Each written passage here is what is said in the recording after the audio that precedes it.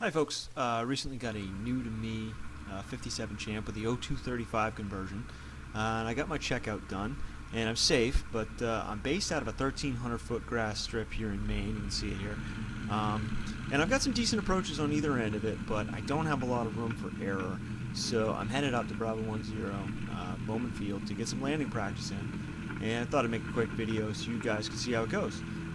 So this is a new plane to me, so obviously this won't be a master class or anything, and it's not a substitute for flight instruction. But I hope it's useful for you folks to maybe learn from a few of my mistakes, so I hope you enjoy it. And you can see I'm climbing out here, and I'll get to my turn eventually.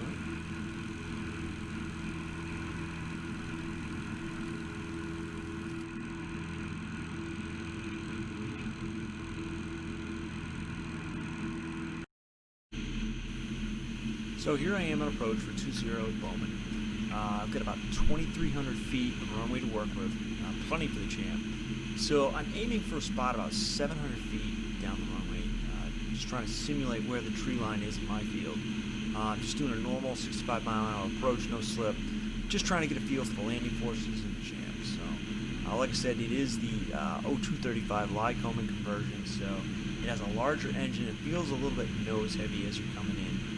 You'll notice here as I go over the threshold. On this one, I land a little bit flat.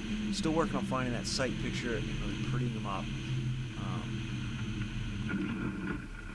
There's the landing. Oleo struts didn't have to soak up too much on that one. And I'm not braking, I'm just letting it roll out. Just getting a feel for how it slows down. And it's not too bad. There's the tree line there. And I roll about a few hundred feet beyond that. It gives me a rollout of about 1,200 feet, which is pretty much what I'm looking for.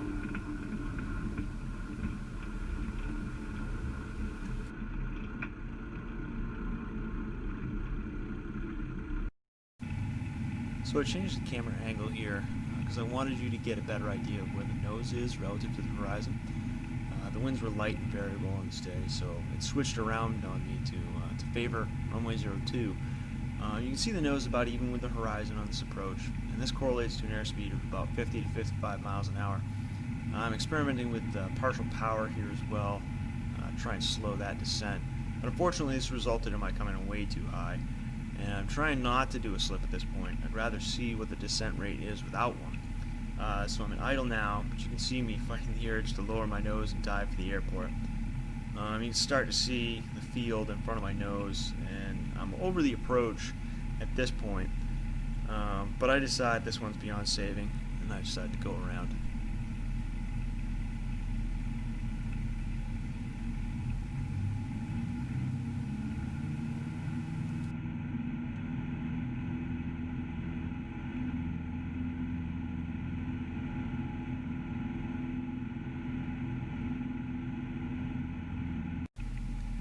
So for this one, I decided to lower the nose a little bit for 60 miles an hour, and I'm still trying to get used to the nose positions. But you can see the airstrip ahead of me over my right shoulder, and the descent rate is better this time because I'm not applying as much power.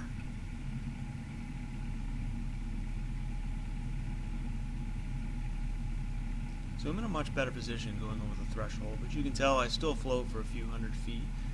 So I'm still carrying too much energy into the round out and the flare, and I gotta find that balance between landing short and keeping enough air over the tail to give me the elevator authority to land. And I'll start experimenting with short bursts of power to aid in the flaring on the next one. But you can tell here I almost go up to the row of hangars, so that'd put me about 1,600 feet for this one. So it just goes to show you how costly some of these errors can be.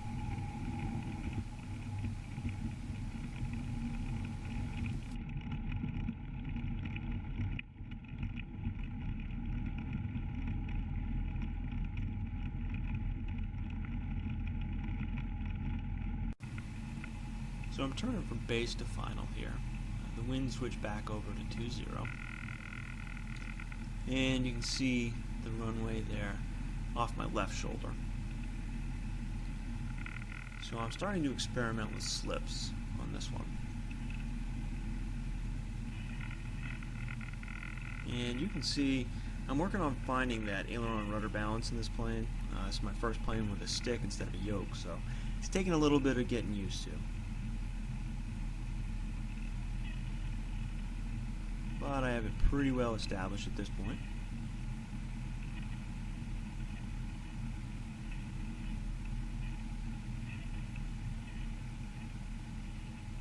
And I get a little bit cautious by the trees here, and I let the slip out.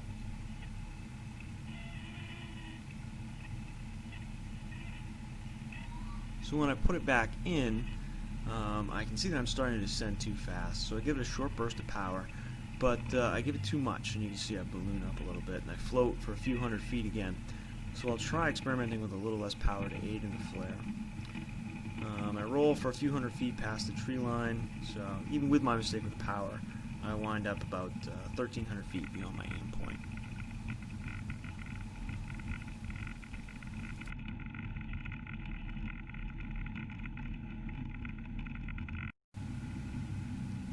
So I'm headed back into my home strip on this one. The wind is still pretty light, so I can't rely on any help from a headwind here. It's all going to be my technique.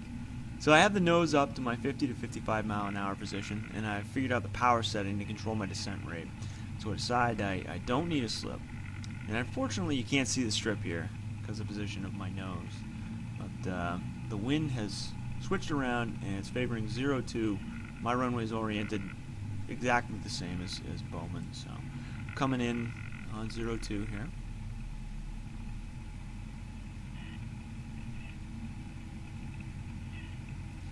And landing on 0-2 at my strip has an interesting little approach. You'll see I have a bit of a dog leg around a big pine tree here, and you'll see it coming up on my left window. There it is. So I do let the nose come down a little, which picks up my speed just slightly. No bump in power on this one, and kind of a firm touchdown with a little bit of a bounce, but short field stuff can be like that sometimes. So here we are, home at last. So thanks for watching. Hopefully you get some use out of that.